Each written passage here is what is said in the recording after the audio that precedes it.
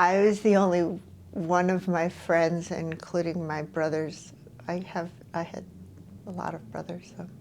I liked Hebrew school. You know, the old, everybody hates Hebrew school, but I loved Hebrew school.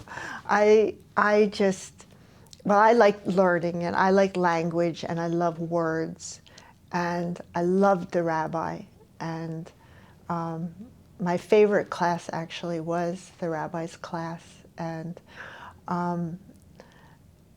I tell a funny story. One of my favorite stories about the synagogue is we'd go to services on Friday night, and you would sit with all your girlfriends, and we were sitting in the kind of in the back, and the Rabbi Fierwerker, and we were starting to giggle and talk, and you get a little bored and everything, and he stopped services in the middle.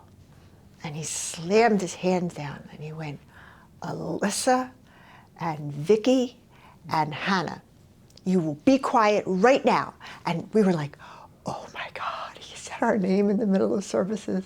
And we were just like, what do we do now, But I'll never forget that. But then after services, he came out and he hugged all of us. And it was just funny I remember that to this day, But I remember my bas mitzvah,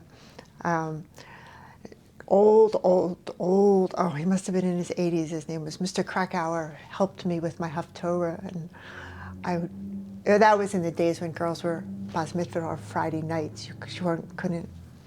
And I did everything, and I thought I had done this really good job. And I come out, and he comes over, he shuffles over, and he says, you made 7 mistakes. And he showed me, and I was like, you actually counted places where but it was a good place to grow up. It was very, very nice.